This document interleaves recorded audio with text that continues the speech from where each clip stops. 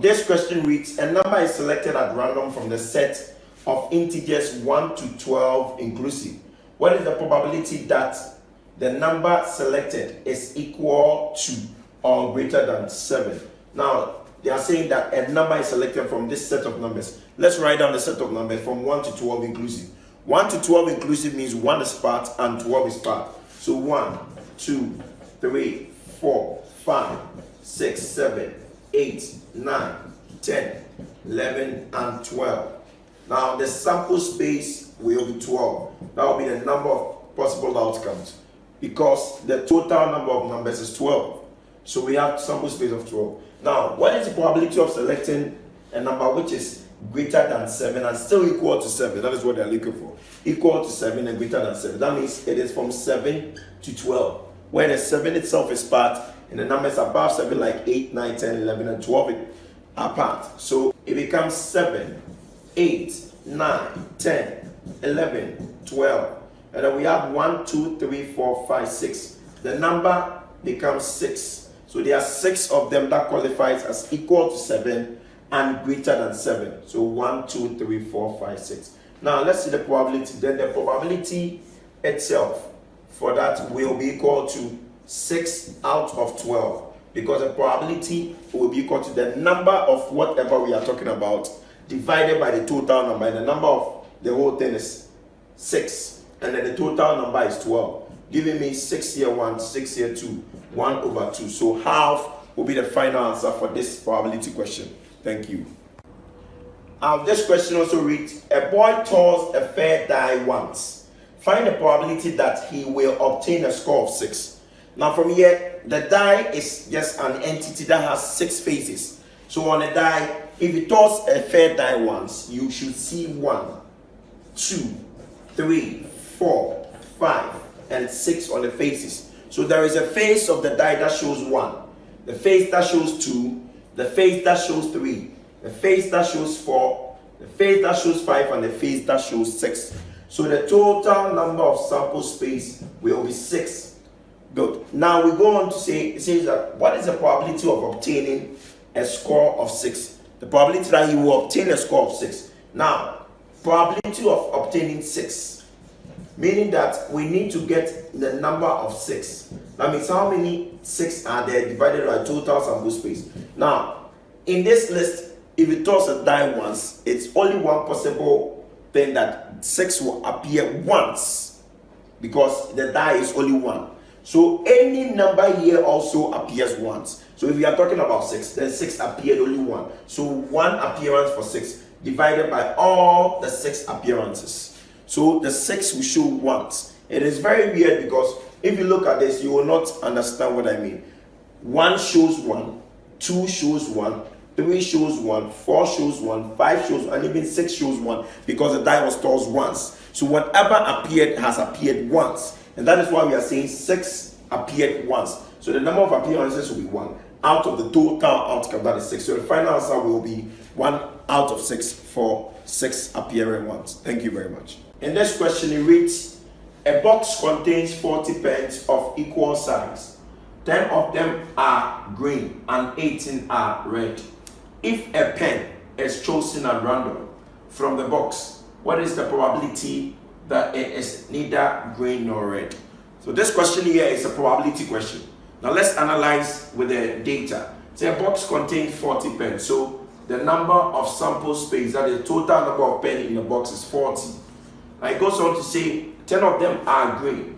So number of green pens is equal to 10.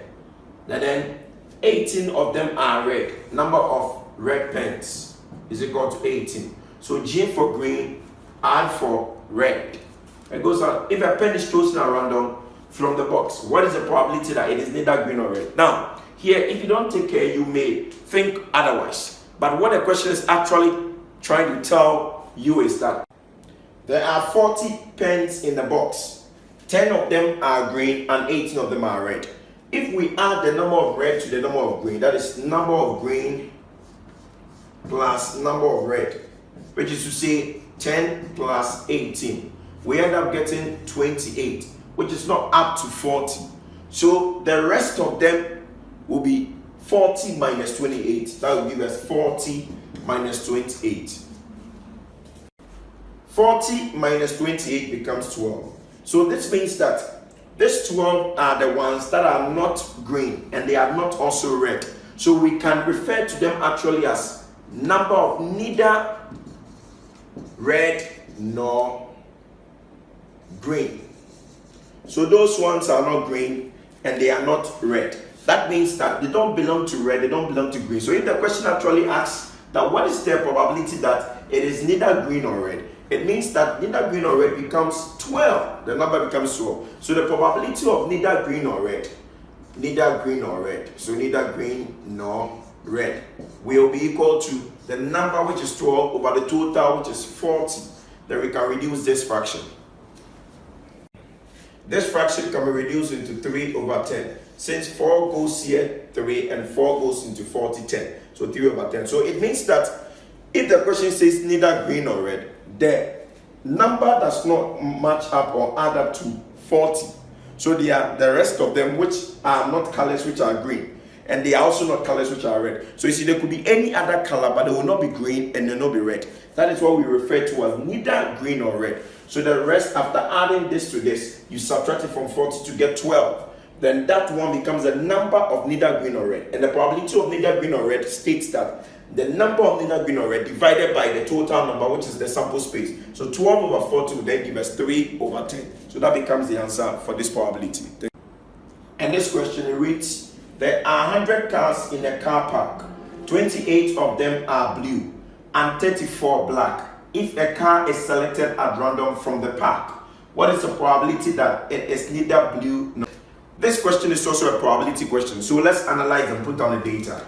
Now there are 100 cars in a car park. So the number of sample space, which represents the total number of cars, will be equal to 100. Now the number of blue cars, so N for blue, BLE for blue, let's blue be BLE, because blue and black has the same first letter. So let's distinguish them. So the number of blue will be 28. 28 of them are blue. Now N for black, BL.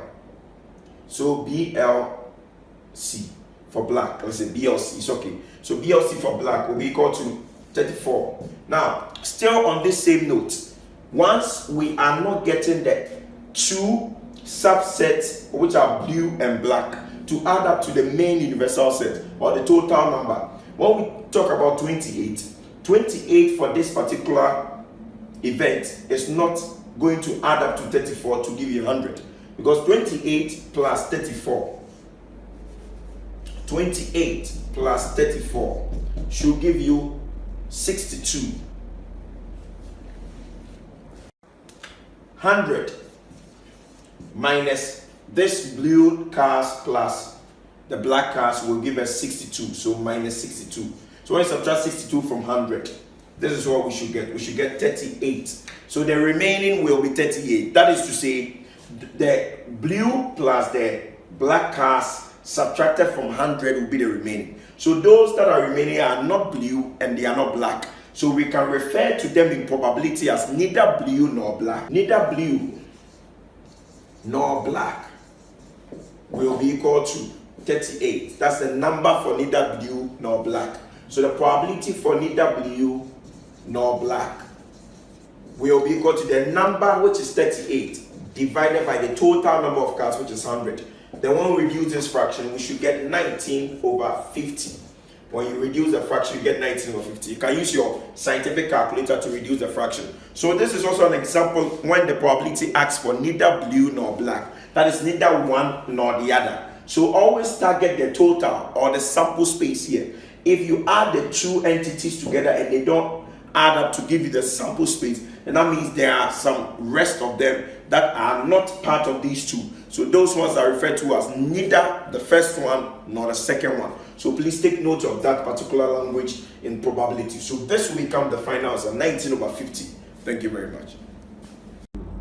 And this question reads, a letter is selected at random from the word success. What is the probability that it is S? Now let's write the success. Now success is like this.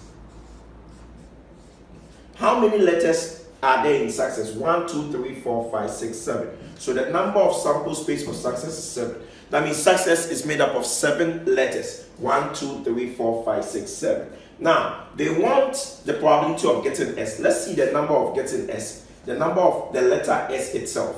So, the letter S is equal to 1, 2, 3. There are 3 of the letter S. So, the probability of letter S is equal to the number of the letter S divided by the total number of letters, which is 7.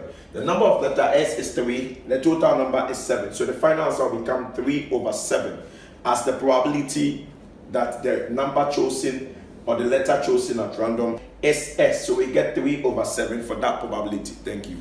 In this question it reads, Ofori was asked to choose a number from 2 to 22. What is the probability that the number he chose was a prime number? Now let's get the numbers down. So from 2 to 22 will be 2, 3, 4, 5, 6, 7, 8, 9, 10, 11, 12, 13, 14, 15, 16, 17, 18, 19, that will be 20, 21, and 22.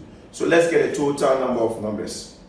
So here we can count as 1, 2, 3, 4, 5, 6, 7, 8, 9, 10, 11, 12, 13, 14, 15, 16, 17, 18, 19, 20, 21. So the total number of numbers or the sample space will be 21. Now he says that what is the probability that he chose a prime number? So let's look at the number of prime numbers. Before that, let's look at the prime numbers. The prime numbers. Now a prime number is any number that has only 2 factors. That is the number 1 and the number itself. So 2 factors as number 1, that's 1 as a number, and the number itself. Now let's look at prime numbers. 2 is a prime number, so 2. 3 is a prime number. 5 is a prime number. 7 is a prime number. 11 is a prime number. 13 is a prime number. 17, 19. All these are prime numbers. The rest are not prime numbers. So let us count. How many are they? 1, 2, 3, 4, 5, 6, 7, 8. We have number of prime numbers. We have 8 of them. Now the probability of prime will be equal to how many prime numbers did we get? That's the number of prime numbers. So we have 8 prime numbers divided by 21. So 8 over 21 will now become the answer for the probability of selecting prime numbers. The reason is there are 8 prime numbers in these numbers. So these 8 prime numbers becomes the number of prime numbers and divided by the total number of numbers, which is 21. So we use the probability general formula to get this answer. So that is the final answer, 8 over 21. Thank you.